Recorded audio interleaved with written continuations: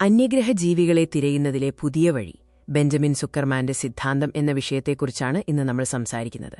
അന്യഗ്രഹ ബുദ്ധിജീവികളെ extra terrestrial intelligence കണ്ടെത്തുന്നതിനുള്ള തിരച്ചിലുകൾ കൂടുതൽ കാര്യക്ഷമമാക്കേണ്ടതുണ്ട് എന്ന് UCLAയിലെ ബെഞ്ചമിൻ സുക്കർമാൻ അഭിപ്രായപ്പെടുന്നു. നമ്മൾ എന്തിനാണ് തിരയുന്നതെന്നും അത് ഏറ്റവും കാര്യക്ഷമമായി എങ്ങനെ ചെയ്യാമെന്നും അറിയുന്നത് ഈ തിരച്ചിലിൽ നിർണായകമാണ്. ഇലക്ട്രോമാഗ്നറ്റിക് സ്പെക്ട്രം ഉപയോഗിച്ചുള്ള നമ്മുടെ തിരച്ചിലുകൾ പുനർരൂപകൽപ്പന ചെയ്യണമെന്ന് സുക്കർമാൻ നിർദ്ദേശിക്കുന്നു. സ്വതന്ത്രമായി നടത്തുന്ന ജ്യോതിശാസ്ത്ര സർവേകൾ ഇതിനായി ഉപയോഗിക്കാമെന്നും അദ്ദേഹം പറയുന്നു.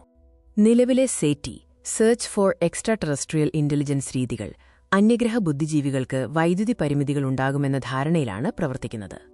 അതായത് അന്യഗ്രഹ ജീവികൾക്ക് ലഭ്യമായ വൈദ്യുതി ഉൽപ്പാദിപ്പിക്കാൻ പ്രയാസമാണ്, അതിന് പരിധിയുണ്ട് എന്ന് മനുഷ്യർ കണക്കാക്കുന്നു. ഇക്കാരണത്താൽ സിഗ്നൽ ടു നോയ്സ് അനുപാതം മെച്ചപ്പെടുത്താൻ ഇടുങ്ങിയ ബാൻഡ്വിഡ്ത്തുകൾ ഉപയോഗിച്ച് ട്രാൻസ്മിഷൻ നടത്തുമെന്ന് കരുതുന്നു. അതിനാൽ നമ്മുടെ തിരച്ചിലുകൾ വളരെ ചെറിയ ഫ്രീക്വൻസി ബാൻഡുകളിലാണ് കേന്ദ്രീകരിക്കുന്നത്. 1964-ൽ നിക്കോളായ് കർദാഷേവ് ഏതൊരു സിഗ്നലും ഐസോട്രോപിക് ആയിരിക്കും, അതായത് എല്ലാ ദിശകളിലും ഒരേ തീവ്രതയിലായിരിക്കുമെന്ന് നിർദ്ദേശിച്ചു. ഇത് SETI ശാസ്ത്രത്തെ സ്വാധീനിച്ചു. സുക്കർമാൻ ഇതിന് നേർവിപരീതമായ ഒരാശയം മുന്നോട്ടുവയ്ക്കുന്നു. ടികൾക്ക് വൈദ്യുതി പരിമിതി ഒരു പ്രശ്നമാകില്ല, പകരം അവർ ദിശാസൂചനയുള്ള ഹൈലി ഡയറക്ഷണൽ സിഗ്നലുകൾ അയക്കും. ദിശാസൂചനയുള്ള സിഗ്നലുകൾ ഉപയോഗിക്കുമ്പോൾ പരിമിതമായ വൈദ്യുതി ഒരു വിഷയമാവുന്നില്ല. ലക്ഷ്യബോധത്തോടെ ആശയവിനിമയം സ്ഥാപിക്കാൻ ശ്രമിക്കുന്ന സാങ്കേതികവിദ്യയ്ക്ക് വൈദ്യുതി പരിമിതികൾ അപ്രസക്തമാണ് എന്ന് സുക്കർമാൻ വാദിക്കുന്നു.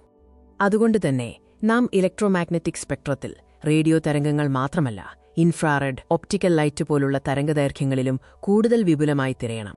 സുക്കർമാന്റെ ഈ സിദ്ധാന്തം ഒരു മെച്ചപ്പെട്ട തിരയൽ സാങ്കേതികവിദ്യയ്ക്ക് വഴിയൊരുക്കുന്നു.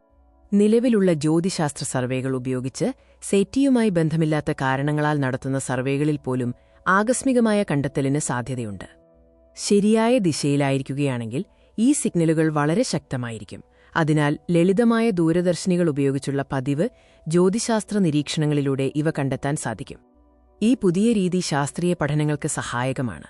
കൂടാതെ കഴിഞ്ഞ കുറച്ച് ബില്യൺ വർഷങ്ങളായി 100 പ്രകാശവർഷത്തിനുള്ളിൽ ഒരു അന്യഗ്രഹ നാഗരികതയും കടന്നുപോയിട്ടില്ല എന്ന നിഗമനത്തിലെത്താനും അദ്ദേഹത്തിന്റെ രീതി സഹായിക്കുന്നു.